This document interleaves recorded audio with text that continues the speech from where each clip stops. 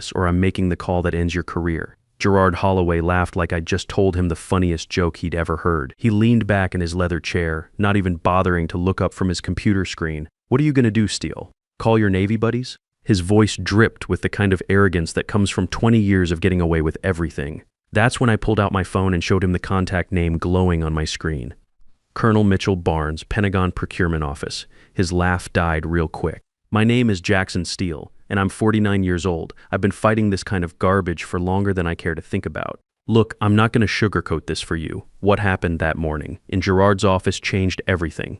But to understand why I was ready to blow up my entire career, you need to know how we got there. I spent 12 years in the Navy, worked my way up to commander, specialized in electronic warfare systems, the kind of stuff that keeps our people alive when the other guys are trying to shoot them down. When I got out in 2008, I figured the defense industry would be a natural fit. That's how I ended up at Titan Defense Solutions, 15 years. That's how long I'd been busting my tail at this company, designing radar and missile defense systems that actually work. The threat detection algorithm protecting 3 military bases right now.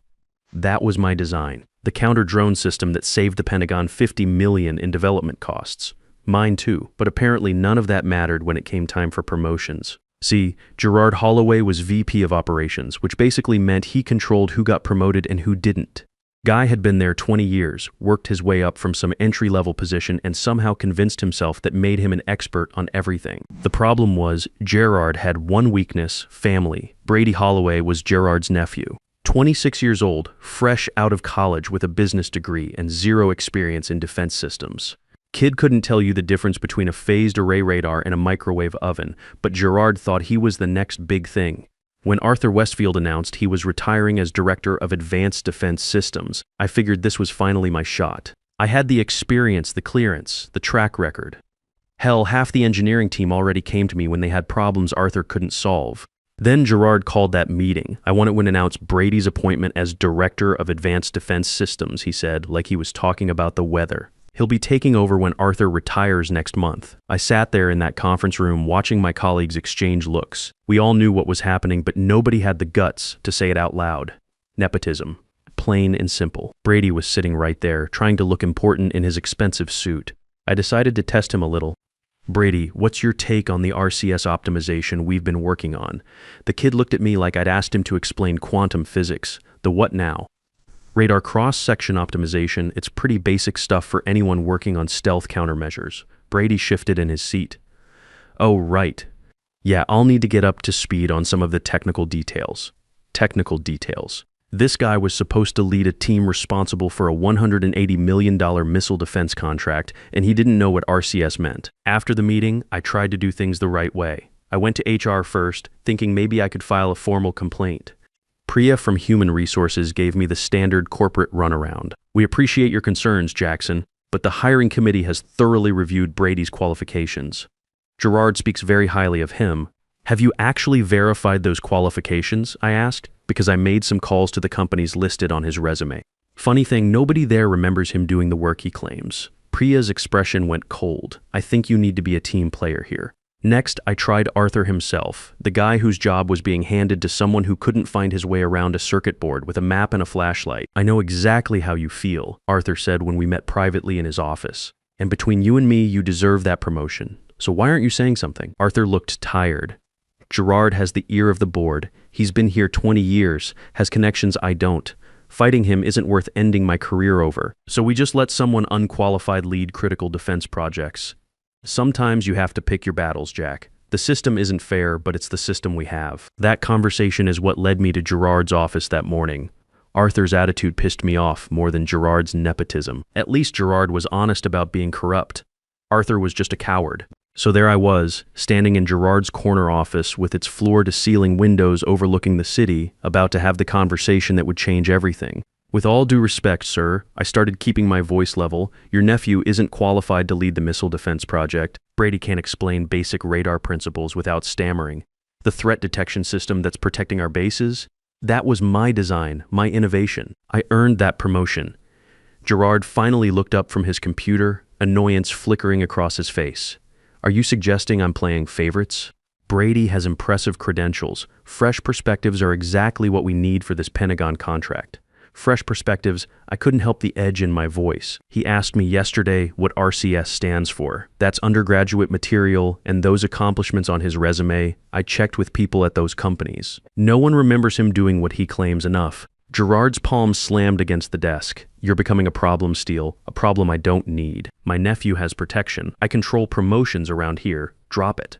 The calibration check I'd been running in my head all morning was showing red across every parameter.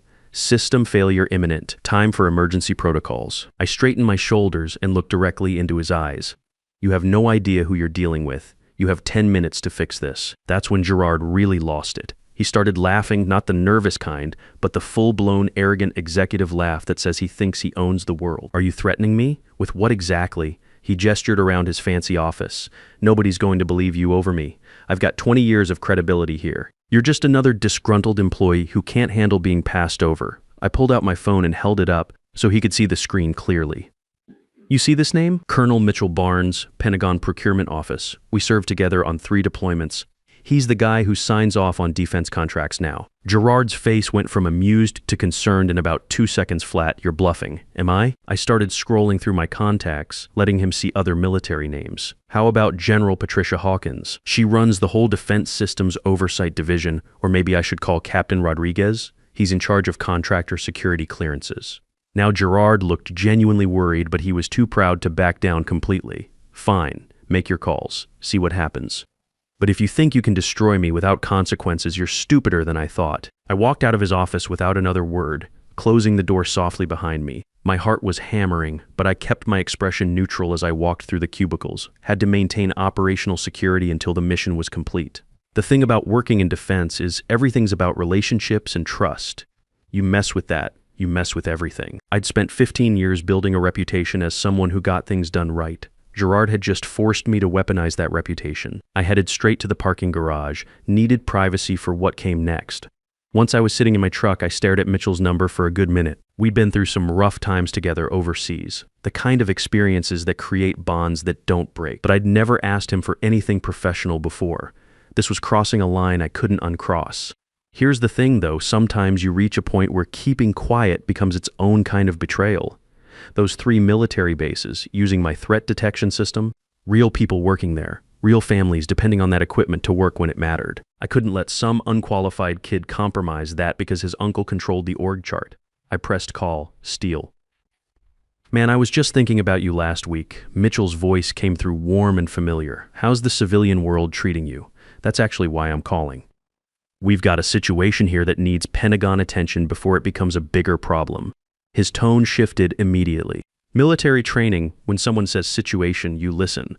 What kind of situation? Titan Defense has a $180 million missile defense contract coming up for final approval next week. Problem is, they just put someone in charge who doesn't have the clearance or technical knowledge to handle it safely. Silence on the other end. Mitchell was processing, running through the implications. How sure are you about this? He asked finally. Sure enough to stake my career on it. The guy they promoted can't explain basic radar principles. He's already approved design modifications without proper testing protocols. And his security background check, let's just say there are some gaps.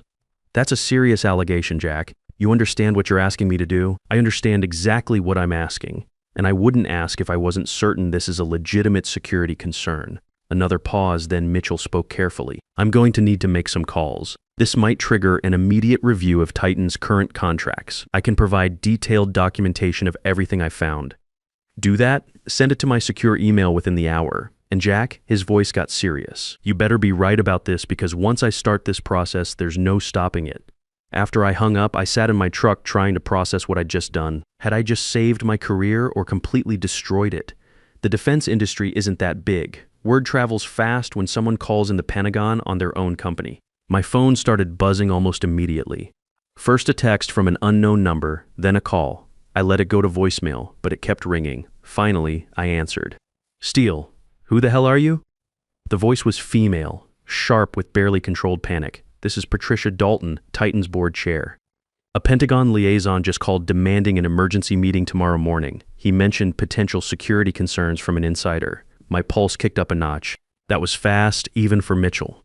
Yes, Miss Dalton, I'm Jackson Steele from the Advanced Systems team. Do you have any idea what this could do to our certification timeline, to our stock value when this leaks? to our entire relationship with the Defense Department? I understand exactly what it could do. Then you understand why we're prepared to discuss this reasonably. What do you want? Before I could answer, my phone lit up with another incoming call. Gerard's name flashing on the screen. Miss Dalton, can you hold for just a moment? I switched to Gerard's call without waiting for an answer. Steele here. What have you done? His voice had lost all its earlier confidence. The Pentagon liaison just called Patricia directly. He mentioned security concerns about Brady's qualifications and some design modifications. I believe I mentioned you had 10 minutes to fix the situation. You laughed. You can't do this to me. I've got a mortgage, kids in college. This will destroy me. Should have thought about that before you put national security at risk for family politics. Tell me what you want, anything. Just make this go away. I almost felt sorry for him. Almost. It's too late for that. Gerard, the Pentagon's involved now, but how bad this gets for you depends on what happens next. I switched back to Patricia. Sorry about that interruption. I heard enough. Gerard's having a meltdown in the hallway. Look, what do you want, money? A promotion. We can work something out. I want 3 things. First, I want to be named Director of Advanced Defense Systems, reporting directly to the board, not through Gerard. Second, I want authority to build my own team of properly cleared engineers.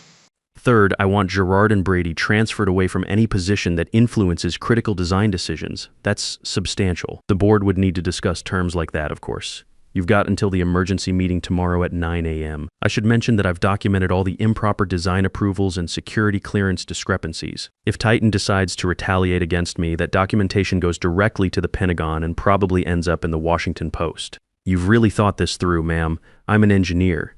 Thinking through complex problems is what I do for a living. After I hung up, my hands finally started shaking. The magnitude of what I'd just set in motion was hitting me. I'd basically declared war on my own company's leadership using the full weight of the Pentagon as my weapon. Either I was about to get everything I'd ever worked for, or I was about to become unemployable in the defense industry. But you know what? For the first time in months, I felt like I could breathe again. That night, I didn't sleep much. Kept going over everything in my head, making sure I had all my ducks in a row.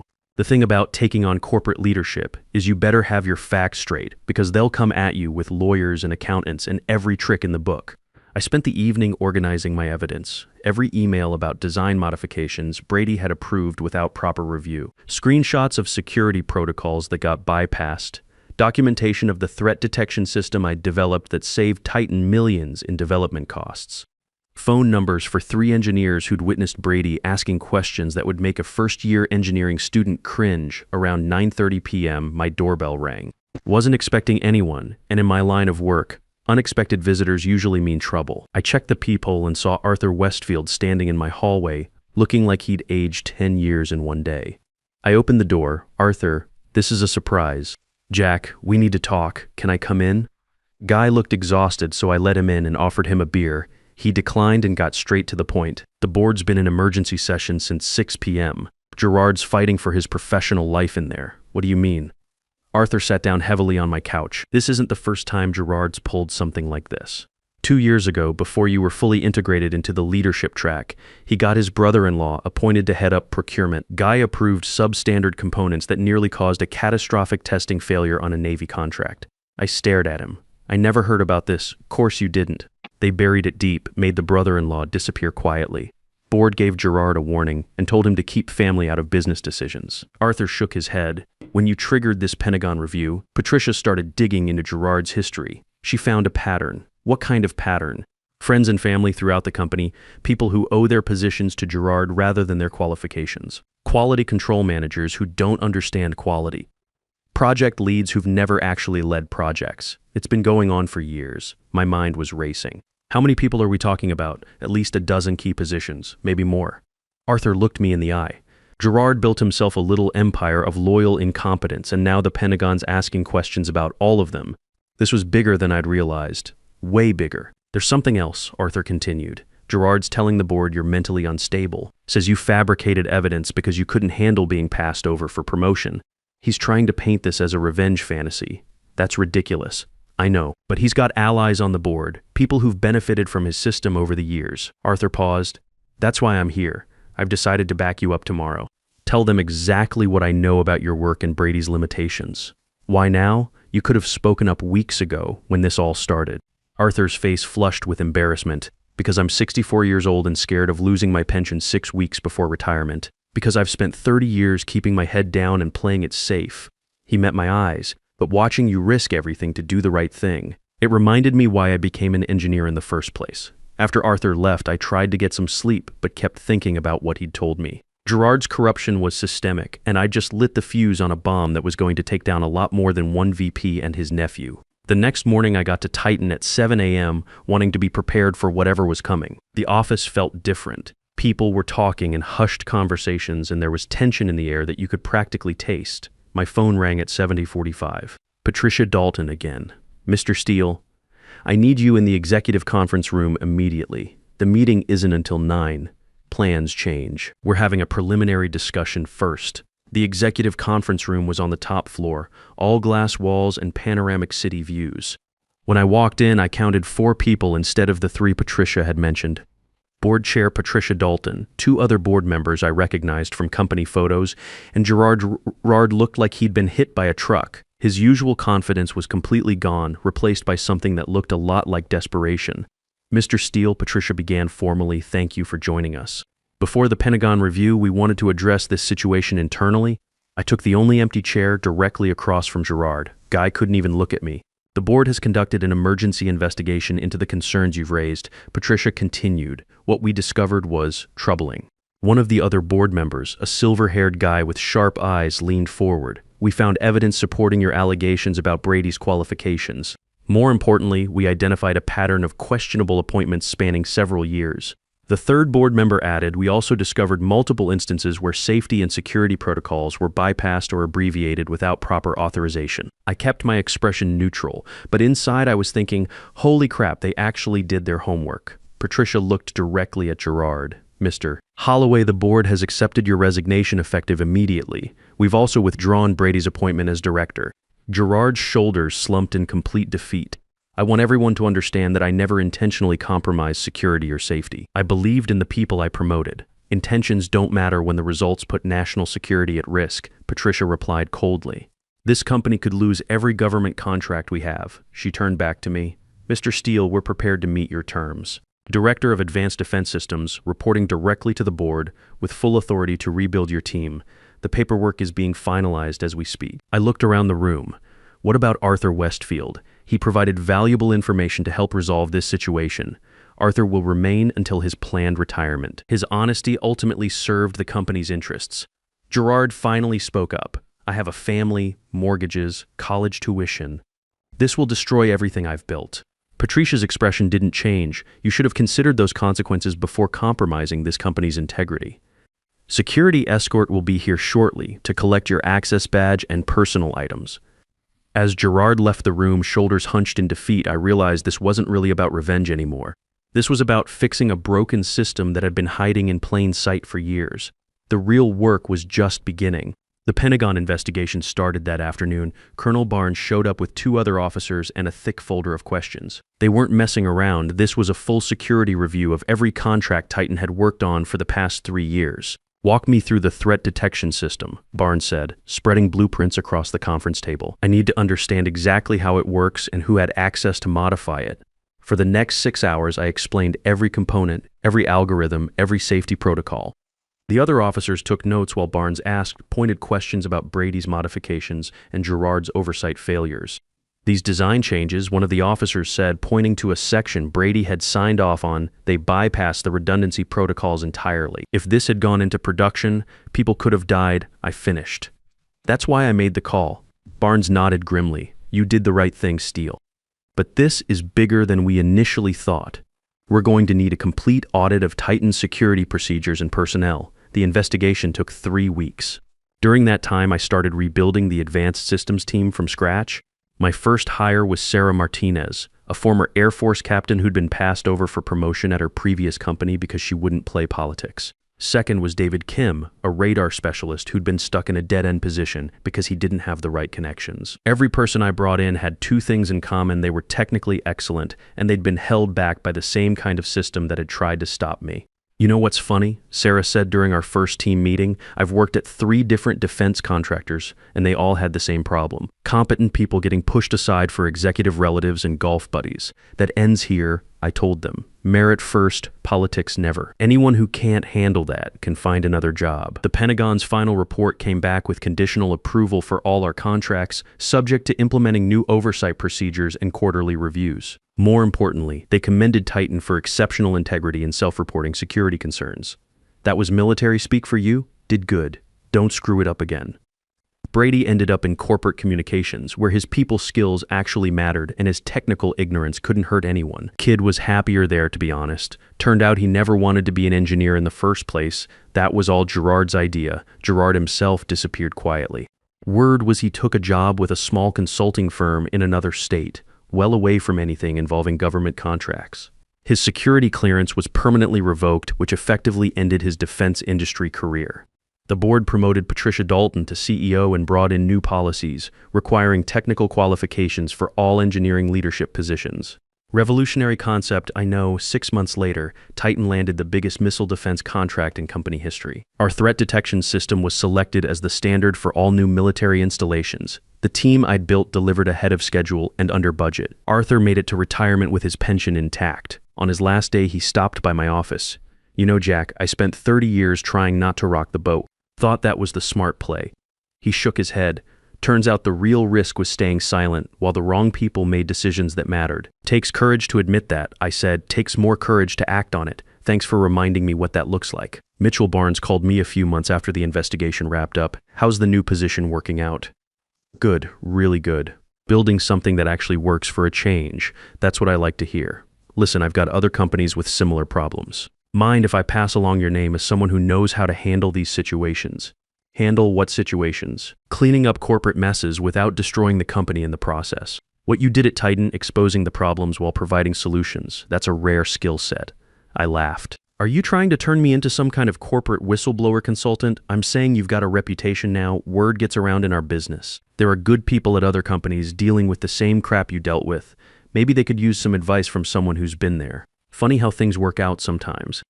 I'd spent 15 years keeping my head down trying to work within a broken system. One conversation changed everything, not just for me, but for a lot of other people who deserved better.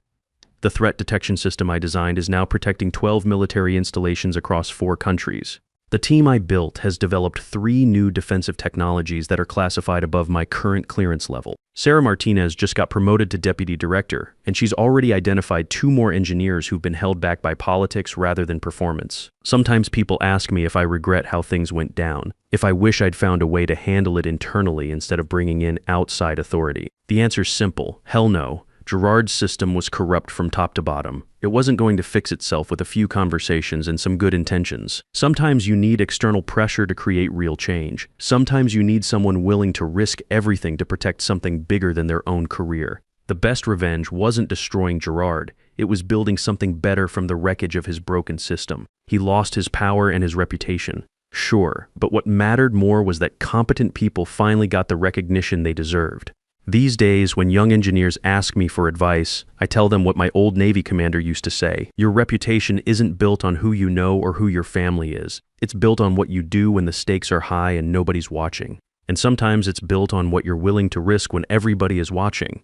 Look, I know workplace politics are complicated. I know standing up to corrupt leadership can destroy your career if you're not careful. But here's what I learned. Sometimes keeping quiet is the most dangerous thing you can do. Not just for yourself, but for everyone counting on you to do the job right. If you're dealing with corruption, incompetence, or nepotism in your workplace, especially if lives or national security are at stake, document everything, find allies who share your values, and don't be afraid to use whatever legitimate authority you have access to. The system only works when good people are willing to fight for it. Have you ever had to take a stand against workplace corruption? How did you handle it? Share your story in the comments. You might inspire someone else to find their courage. And if this resonated with you, hit that subscribe button. These stories need to be told.